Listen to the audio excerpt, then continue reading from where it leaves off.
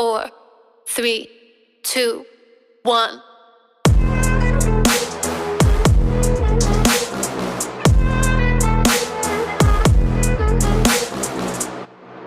16 September 1920, Wall Street, new York.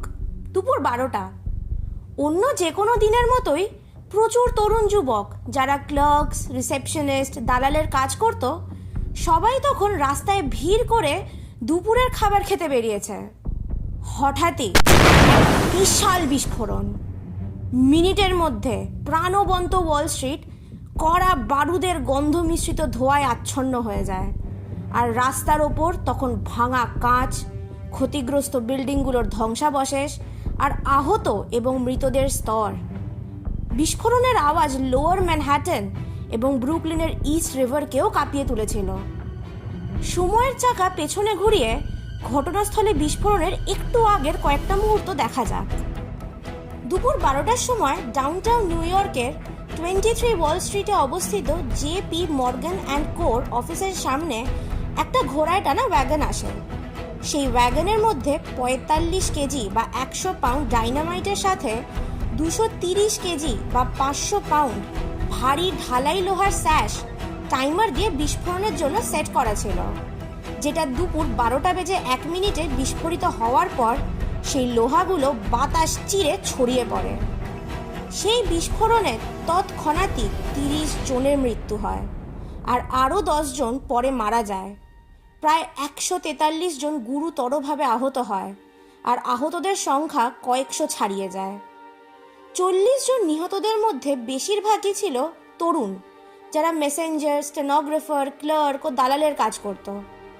বিস্ফোরণে $2 million মার্কিন ডলারেরও বেশি, যেটা আজকের দিনে প্রায় $30.4 মিলিয়ন সম্পত্তির ক্ষতি করে এবং মর্গান বিল্ডিংয়ের বেশিরভাগ অভ্যন্তরীণ জায়গা ধ্বংস করে দেয়।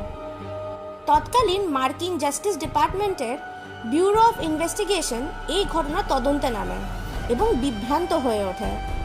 তদন্তকারীরা নিরপরাধ লোকের মৃত্যুর সংখ্যা এবং একটি নির্দিষ্ট লক্ষ্যের অভাব দেখে ও বিল্ডিংগুলোর তুলনামূলকভাবে উপরিভাগ এবং অকাঠামোগত ক্ষতি দেখে হতবাক হয়ে যায়।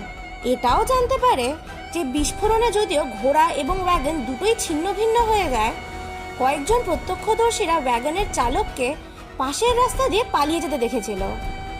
তারা দেখে যে ওয়াল স্ট্রিট বোমাটি ভারী স্যাশের ওজনে ভরা ছিল, যা শ্র্যাপনেল হিসাবে কাজ করার জন্য ডিজাইন করা হয়েছিল, যাতে ব্যস্ত মধ্যাহ্ন ভোজনের সময় আর্থিক কর্মী এবং প্রতিষ্ঠানগুলির মধ্যে হতাহতের সংখ্যা বেড়ে যায়। বিকেল 3:30টার মধ্যে নিউ ইয়র্ক স্টক এক্সচেঞ্জের বোর্ড অফ গভর্নররা মিলিত হয়ে পরের দিনই ব্যবসা খোলার সিদ্ধান্ত নেয়। ক্রুরা স্বাভাবিক ব্যবসায়িক ক্রিয়াকলাপের অনুমতি পাওয়ার জন্য রাতারাতি এলাকাটিকে পরিষ্কার করে ফেলে, কিন্তু সেটা করার সময় তারা শারীরিক প্রমাণগুলিকেও ধ্বংস করে ফেলেছিল, যা পুলিশ এবং তদন্তকারীদের অপরাধ সমাধান করতে সাহায্য করতে পারত। নিউ ইয়র্কের অ্যাসিস্ট্যান্ট ডিস্ট্রিক্ট অ্যাটর্নি উল্লেখ করেছিলেন যে সময়, অবস্থান এবং সরবরাহের পদ্ধতি সবই বোমার লক্ষ্যবস্তু হিসেবে ওয়াল স্ট্রিট এবং জে.পি. মর্গানের দিকেই নির্দেশ করে, যার ফলস্বরূপ বোঝায় যে এটি পুঁজিবাদের উগ্র বিরোধী, যেমন বলশেভিক, নৈরাজ্যবাদী, কমিউনিস্ট বা জঙ্গি সমাজতন্ত্রীরা রোপণ করেছিল। কর্মকর্তারা শেষ পর্যন্ত ওয়াল স্ট্রিট বোমা হামলার জন্য নৈরাজ্যবাদী এবং কমিউনিস্টদের দায়ী করেন। ওয়াশিংটন পোস্ট এই হামলাকে অ্যান অ্যাক্ট অফ ওয়ার বলে অভিহিত করে। 17 সেপ্টেম্বর বিওআই বিস্ফোরণের ঠিক আগে ওয়াল স্ট্রিট এলাকায় একটি পোস্ট বক্সে পাওয়া ফ্লায়ারের বিষয়বস্তু প্রকাশ করে। সাদা কাগজে লাল কালিতে লেখা ছিল, remember, we will not tolerate any longer. Free the political prisoners or it will be sure death for all of you. আর নিচে ছিল আমেরিকান অ্যানার্কিস্ট ফাইটার্স। বিওআই দ্রুত সিদ্ধান্ত নেয় যে ফ্লায়ারটি দুর্ঘটনাজনিত বিস্ফোরণের সম্ভাবনাকে বাদ দিয়ে দিয়েছে। বিওআইয়ের তদন্ত থমকে যায় যখন নিহতদের মধ্যে কেউই ওয়াগনের চালক বলে প্রমাণিত হয় না। তারপরেও বিওআই এবং স্থানীয় পুলিশ 3 বছরেরও বেশি সময় ধরে মামলাটি তদন্ত করে, কিন্তু সফল হয়নি। ওয়াল স্ট্রিটের বিস্ফোরণের শেষ অফিসিয়াল তদন্ত হয় 1944 সালে। এফবিআই তখন এই কয়েক দশক পুরনো কেসটা আবার ওপেন করে জানান যে ওই বিস্ফোরণ ইতালিয়ান নৈরাজ্যবাদী বা টেররিস্টদের কাজ।